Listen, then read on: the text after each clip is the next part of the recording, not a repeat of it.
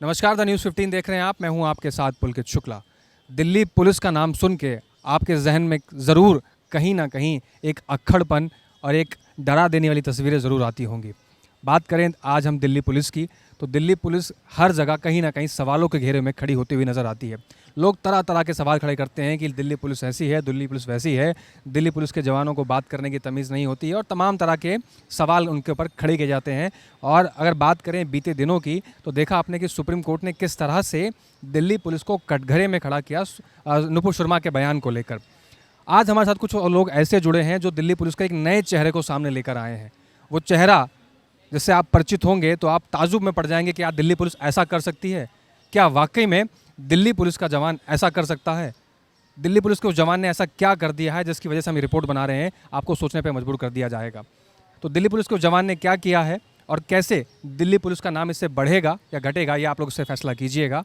हम जानते हैं उनसे, जो गाजियाबाद के निवासी हैं, गाजियाबाद से दिल्ली आए हैं। सीधा रुख उनसे करते हैं और जानते हैं कि दिल्ली पुलिस ने ऐसा क्या किया, उस जवान ने इनके साथ ऐसा क्या किया जो ये गाजियाबाद से दिल्ली आने को मजबूर हो गए।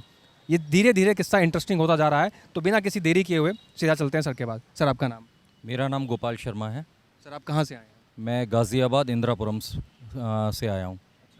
तो आपके साथ ऐसा क्या किया दिल्ली पुलिस के उस जवान ने जो आप गाज़ियाबाद से यहाँ चले आए और आप इतने खुश लग रहे हैं?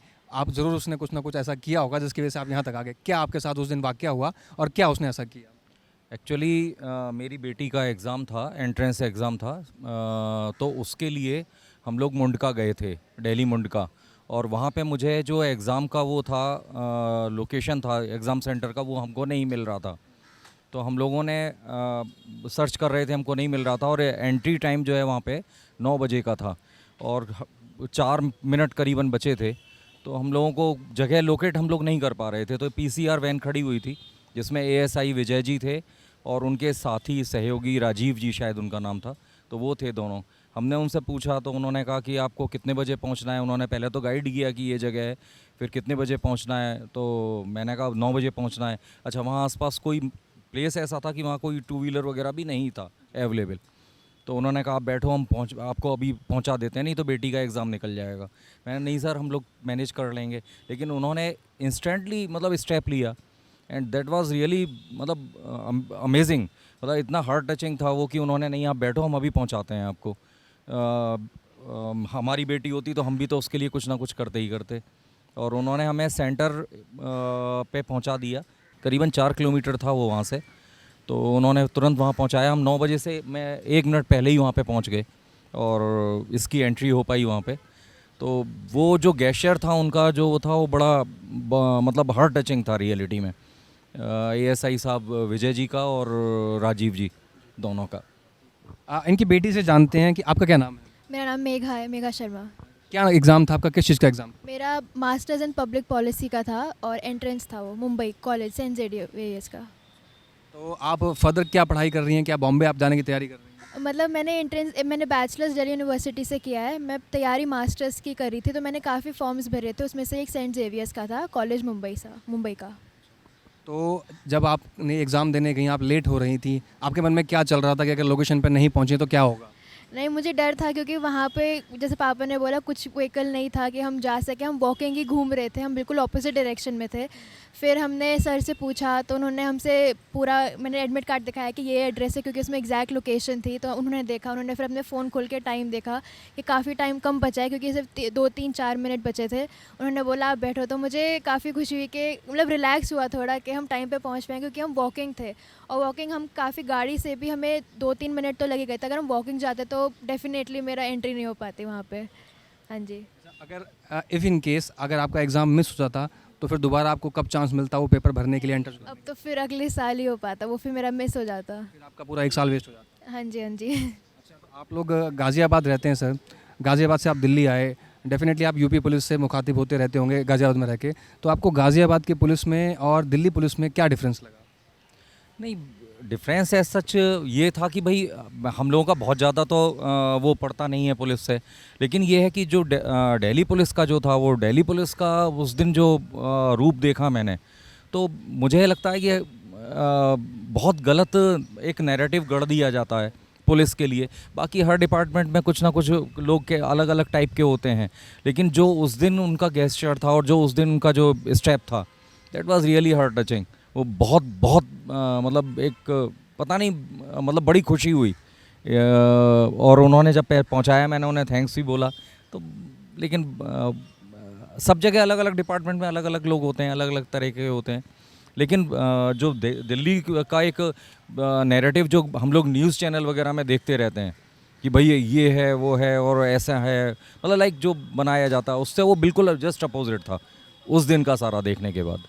आपको एक्सपेक्टेड था कि दिल्ली पुलिस का ऐसा रूप भी आपको देखने को मिलेगा? नहीं नहीं, बिल्कुल नहीं। आपको? नहीं, बिल्कुल नहीं। मतलब मुझे लगा कि वो हमें गाइड कर देंगे तो हम खुद ही पहुंच जाएंगे वॉकिंग, कि उन्हें पता होगा, क्योंकि वहाँ पे किसी को आसपास शॉप्स में नहीं पता था कि वो सेंटर है कहाँ। जब उन्होंने बोला कि आप बैठ जाओ, हम आपको छोड़ देते हैं, तो मुझे डेफिनेटली काफ़ी रिलैक्स फील हुआ कि मैं पेपर दे पाऊँगी। हाँ जी। तो आप देख रहे हैं कि किस तरह से दिल्ली पुलिस के इस जवान की मदद की वजह से एक बच्ची का पेपर बच गया और उनका जो चांस था 1 साल छूटने का, वो चांस भी बच गया यहाँ पर, और ये अच्छी तरह से पेपर दे पाई हैं। हम उम्मीद करेंगे कि आपका पेपर आपका क्लियर हो और आपका एडमिशन बॉम्बे में जल्दी से जल्दी हो पाए। तो आप देखिए कि किस तरह से जिस तरह से बच्चे यहाँ पर तैयारियाँ करते हैं पूरे पूरे साल, और कहीं ना कहीं यहाँ पर ये भी सवाल खड़ा होता है कि जो एजुकेशन डिपार्टमेंट है, जब वो सेंटर डालते हैं, उनको ये चीज़ सोचनी चाहिए कि कहीं ना कहीं उनके आसपास के एरिया में सेंटर डाला जाए ताकि उनको इतना ट्रैवल ना करना पड़े। जैसे इनके साथ दिल्ली पुलिस का वो जवान मौजूद था, उनकी मदद कर पाया तो उसका एग्ज़ाम हो पाया। ऐसे न जाने कितने बच्चे हैं जो रोज़ हर एग्ज़ाम में जाने कितने किलोमीटर, हज़ारों किलोमीटर ट्रैवल करते हैं और उनका एग्ज़ाम छूट जाता है।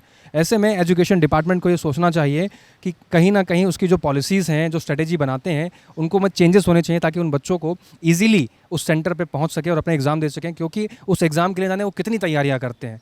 तो ये समस्या केवल एक बच्ची की नहीं है, भारत में जाने से कितने बच्चे हैं जो हमेशा तैयारियां करते हैं और किसी ना किसी समस्या की वजह से उनका पेपर रह जाता है। सर, आप इस बात से सहमत होंगे कि एजुकेशन पॉलिसी में भी इसमें कहीं ना कहीं अपने पॉलिसीज़ में, अपनी स्ट्रेटजीज़ में चेंजेस करने चाहिए, क्योंकि गाज़ियाबाद से आपको यहाँ ट्रैवल करना पड़ रहा है दिल्ली, आपके लिए ये पूरा एरिया अननोन था। शायद अगर वो दिल्ली पुलिस का कांस्टेबल नहीं होता तो आपके एग्ज़ाम मिस हो जाता। नहीं, बिल्कुल सही बात है। थोड़ा सा ऐसा सेंटर भी ऐसी जगह डाले, चलिए थोड़ा। अब ये है कि अगर उन्होंने दिल्ली में डाल दिया तो कोई वेल नोन प्लेस पे डालें, कोई वेल नोन कॉलेज हो या कुछ जगह पे हो जहाँ पे सेंटर होना चाहिए।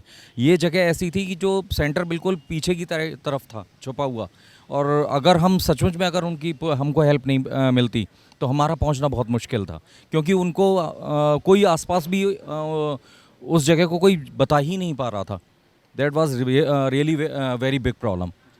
एजुकेशन डिपार्टमेंट के लिए आप क्या कहना चाहेंगे? ये मैं जो आपने जैसा बोला अभी, मैं इससे बिल्कुल सहमत हूँ कि बच्चे जाते हैं एग्ज़ाम देने के लिए और वो करते हैं, तो कुछ ऐसे सेंटर्स डालें जो वेल नोन प्लेस पे हों, कुछ ऐसे बढ़िया जगह पे हों जिससे कि बच्चा इजी वे में वहाँ पे पहुँच जाए और वहाँ पे आराम से जाके एग्ज़ाम दे पाए।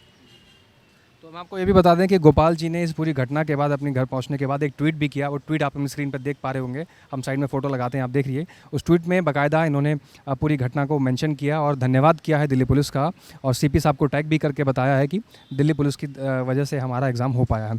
सर, ये बताइए, जब मैं देख रहा था उस ट्वीट को तो कई लोग ऐसे भी थे, वो ये भी कह रहे थे कि आपके साथ लड़की थी या दिल्ली पुलिस ने लड़की को देख के मदद की। अगर वहीं पे अगर कोई बच्चा एग्ज़ाम सेंटर ढूंढ रहा होता तो दिल्ली पुलिस मदद नहीं करती।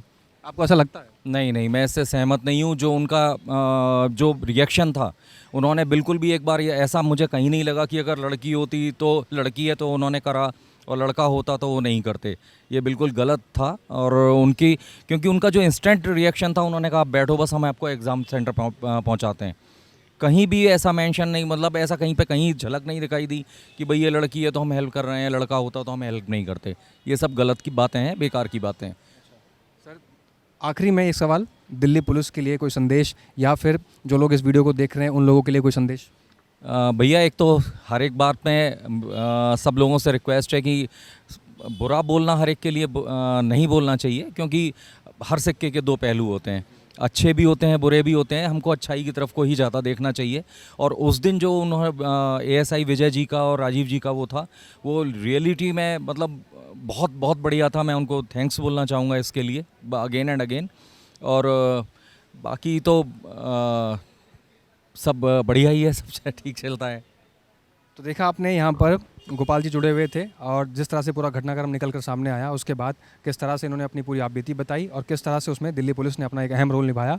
कहीं ना कहीं जो एएसआई विजय जी ने जो काम किया है वो दिल्ली पुलिस की जो एक धूमिल तस्वीर है उसको कहीं ना कहीं साफ करता हुआ ज़रूर नज़र आएगा। हालांकि कैसे आप लोग इस चीज़ को देखते हैं वो भी देखने वाली बात होगी। इसके बाद सीधे हम आपको लिए चलते हैं विजय जो एएसआई विजय हैं, सीधा उनके पास और उनसे जानते हैं कि क्या सोच के उन्होंने ये सब किया। तो जैसे हमने आपको बताया था कि जिस तरह से दिल्ली पुलिस के उन जवानों ने मदद की, उसके बाद हम मौजूद हैं मुंडका थाने में और यही वो जिप्सी है और यही वो पीसीआर वैन है और ये कांस्टेबल राजीव हैं, एएसआई विजय जी हमारे साथ मौजूद हैं और यही लोग उस टाइम पेट्रोलिंग कर रहे थे जब उस बच्ची का एग्ज़ाम था, उस बच्ची को सेंटर नहीं मिल रहा था। जैसे आपने सुना उनके पिताजी ने किस तरह से बताया कि जब इन लोगों से उन्होंने पूछा कि हमारा सेंटर कहाँ है, तो जैसे एग्ज़ाम देने में से कुछ ही समय बाकी थे, उसके बाद इन्होंने इसी गाड़ी से पेट्रोलिंग करते हुए अपने एग्ज़ाम सेंटर तक उस बच्ची को या उस जो स्टूडेंट थी जिसका एग्ज़ाम था उस सेंटर तक पहुंचाया। हालांकि हम लोगों ने जब इनसे बात करने की कोशिश की, जो यहाँ के एसएचओ थे, उन्होंने मना कर दिया कि हमारे ऊपर से ऑर्डर्स नहीं है कि हम आपको बात करें। लेकिन फ़िलहाल मैं आपको तस्वीरें दिखा रहा हूँ, देख लीजिए गौर से चेहरे।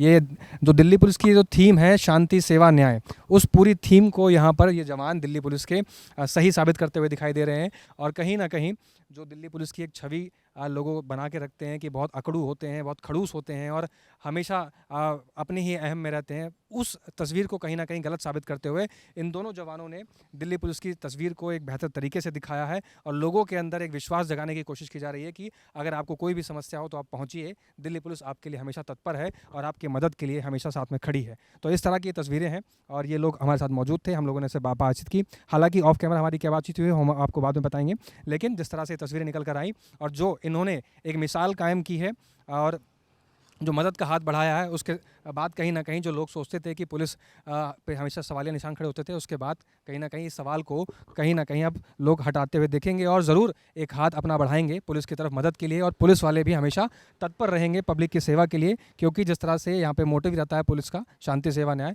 वो पूरी तरह से यहाँ पुलिस साबित करते हुए दिखाई दे रही है। वीडियो को ख़त्म करने से पहले हम आपसे अपील करना चाहेंगे कि हमारी इस वीडियो को लाइक कीजिए, कमेंट कीजिए, शेयर कीजिए और देखिए दोबारा से वही चेहरे हैं, ये एएसआई विजय जी हैं और ये कांस्टेबल राजीव हैं जिन्होंने उनकी मदद की थी। कैसी लगी आपको ये वीडियो हमारे कमेंट सेक्शन में जरूर बताइए। नमस्कार, देखते रहिए द न्यूज़ 15।